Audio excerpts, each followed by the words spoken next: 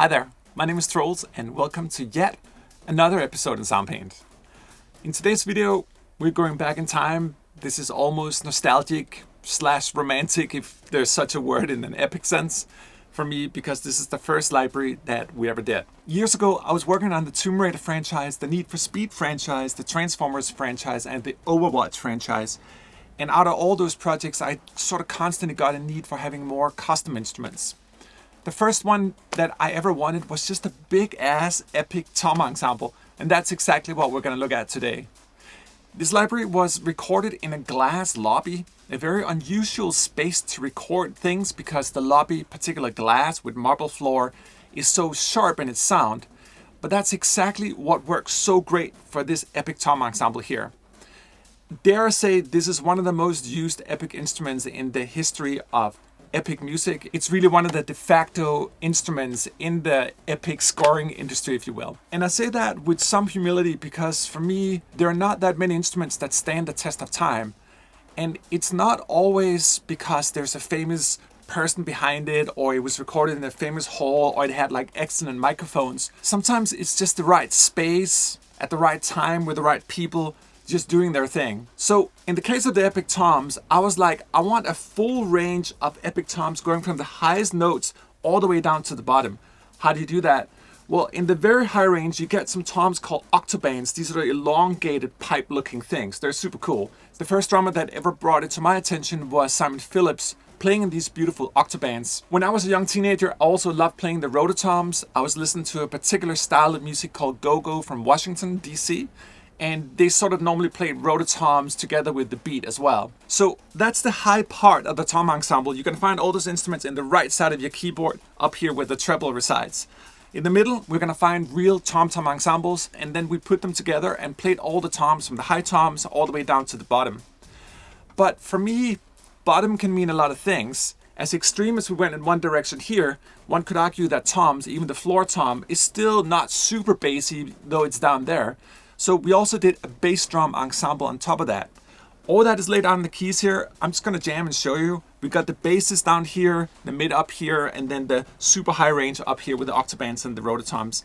It's a full, rich, epic drum ensemble. I still love it to this day, and it's one of those instruments just because it has such a unique signature that's gonna live in my template till the day I pass.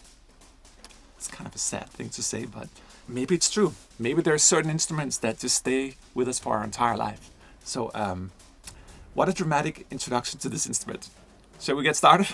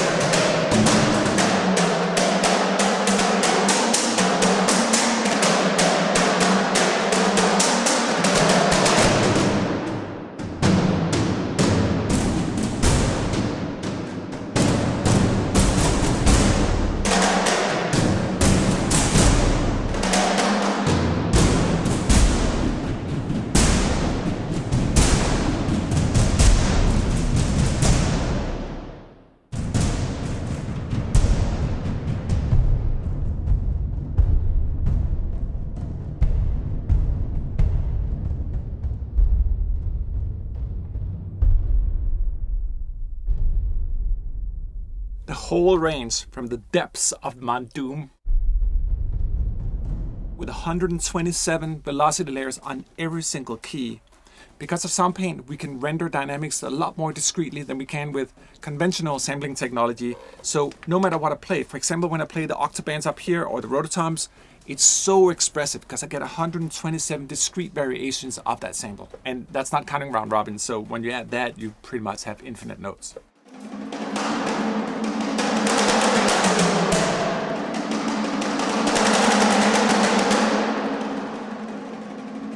And you'll notice that you can actually do rolls because we have so many variations and near infinite amount of round robin and 127 discrete dynamics. You can really just do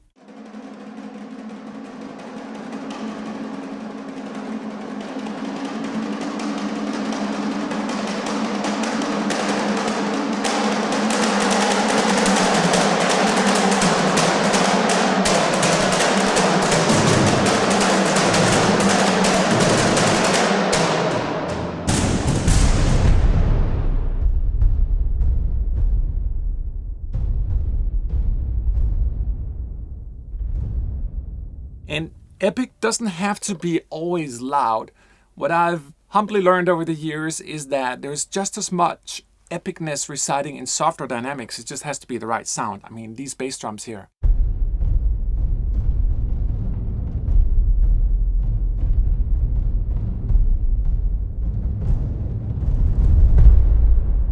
As I mentioned, this library is very much focused on different frequency ranges of what is epic toms or epic ensembles to me. We have the bass region that we just heard, then we got the mid-center as well, but we have specific programs just more focused on highlighting the highs of the library.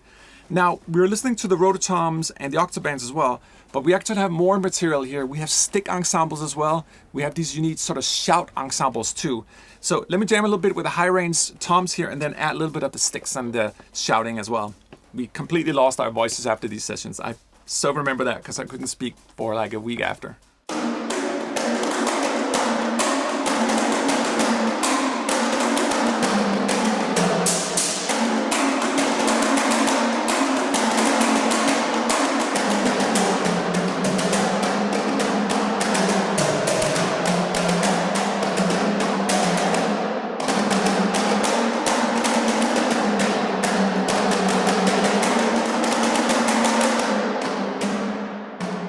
Da da da da da.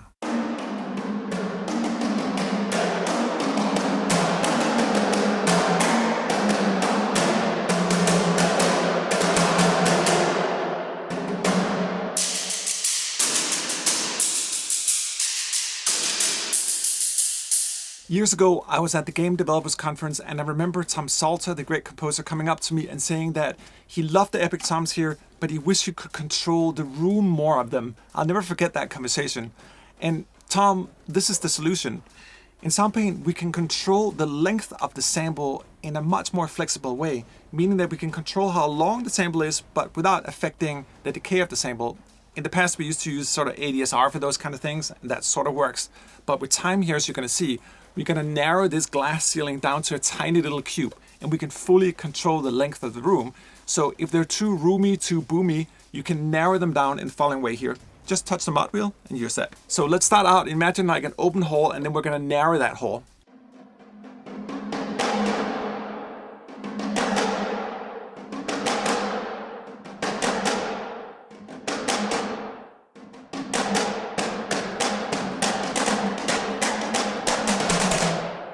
And you would imagine there is reverb on it, but there's not. There's just a little bit of EQ and compression. What you're hearing is essentially the sample being compressed, but without affecting pitch. So short. And then we're gradually going to open the room again.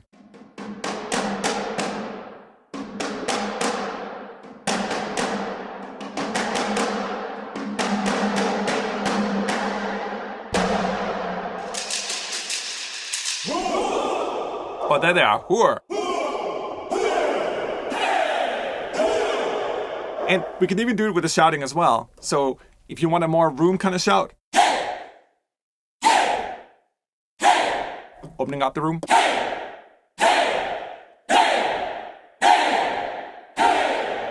Now, if you're into deep sampling, and I am, because this is a term we came up with, you will also be velocity sampling your shouts, of course, and have them around robin as well. So if we play softer here,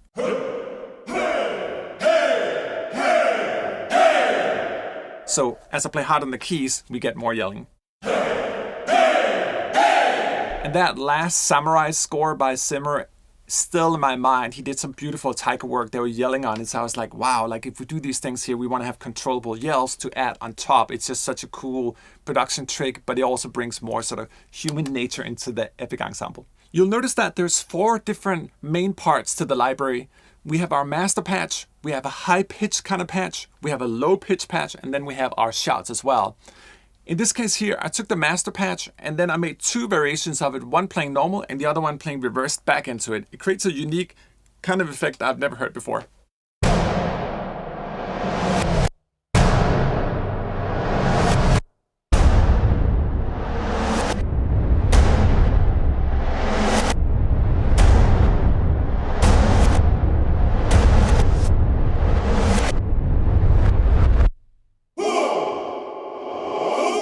Oh, cool. Kind of like a poltergeist effect.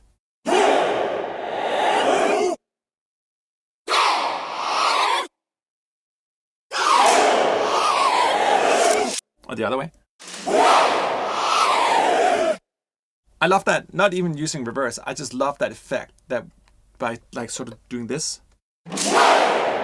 Very powerful sound. Cool.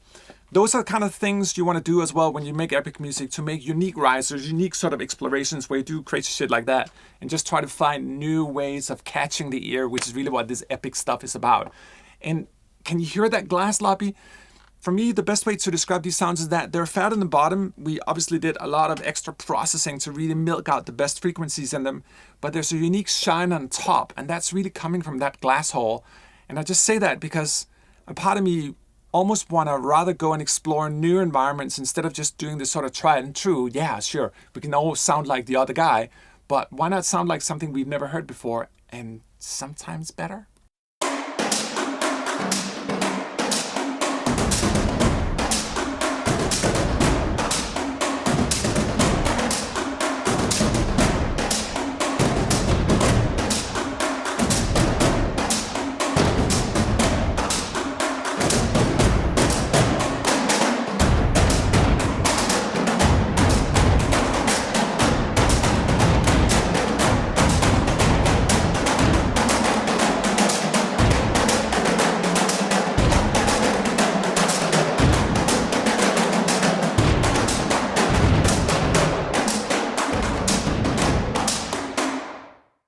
Right? Something like that. So flexible. And with the room control here as well, it's just so delightful that I can really...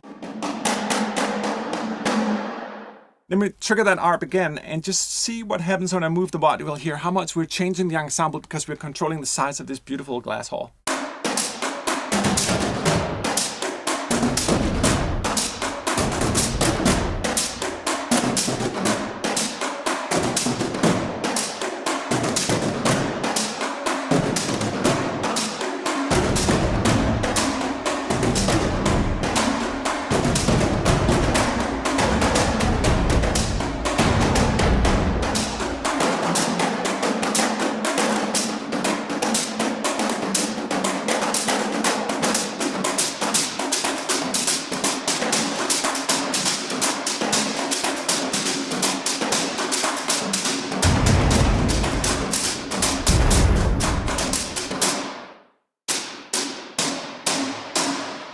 Now, because Soundpaint is so vast, and because we can go so deep, you can also take just one single key here and isolate it and get a whole new style of ensemble.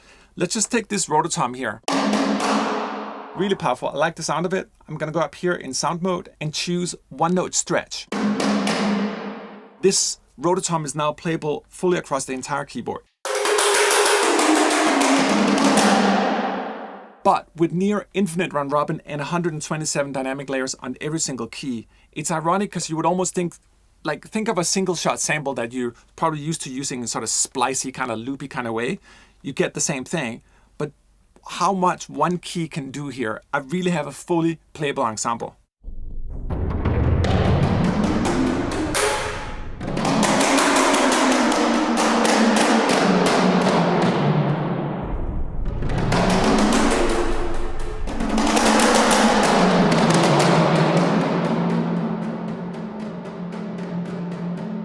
And even if I try to play the same velocity layer and just keep it going, hear how much natural variation there is.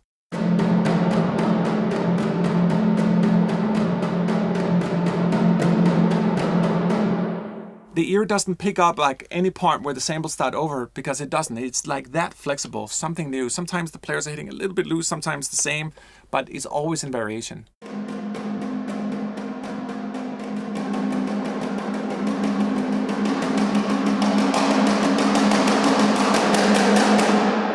I wish I could just throw the keyboard and this whole thing at you so you could just get the feeling. It can't really be described in words. It's just a feeling of all the velocities. It feels so much like playing the real instruments.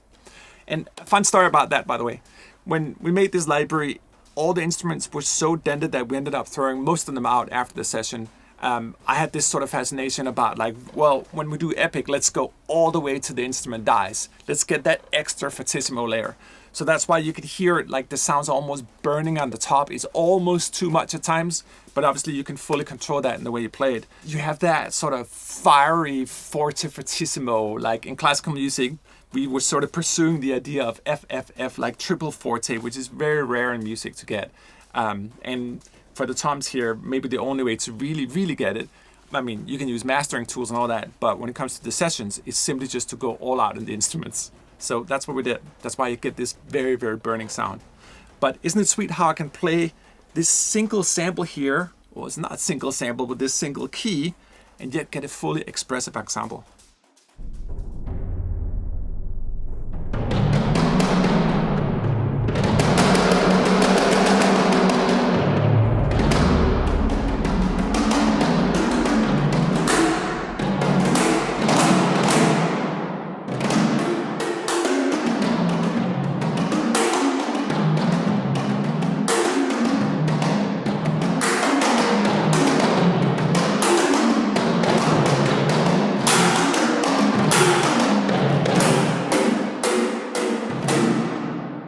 The arpeggiator can also be a friend. In this case here, I just made a very simple groove. Because we have all the velocities, it's really flexible to make grooves. But let me just trigger this one here and then take different EQ profiles over the ARP, just to show you how much you can shape the sound with EQ as well. I use it all the time for the Epic libraries just to highlight a given frequency that really fits with what I want in my music. Very flexible.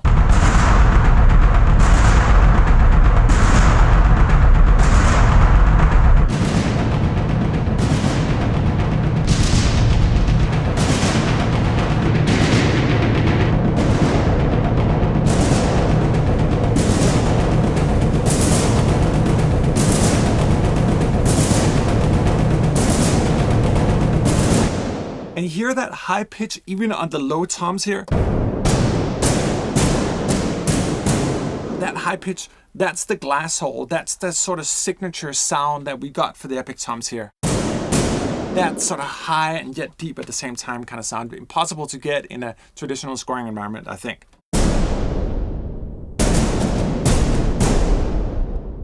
Anyway, thank you so much for watching. This is our Epic Toms. It's a library near and dear to me. So many fond memories of when we recorded it and how young we were and how much we've learned since. But there's something about those first takes. There's something about just sometimes picking up a couple of microphones. We were so lucky to have 4 pairs of Neumann's 103s back then. That was like the shit. And really just be in a unique environment and do something crazy unique that we'll never be able to replicate again. So that's why I said in the beginning, it's such a nostalgic ride for me to go back and just appreciate these old, beautiful samples, which are not really so old because they should stay with me for my whole decompositional life.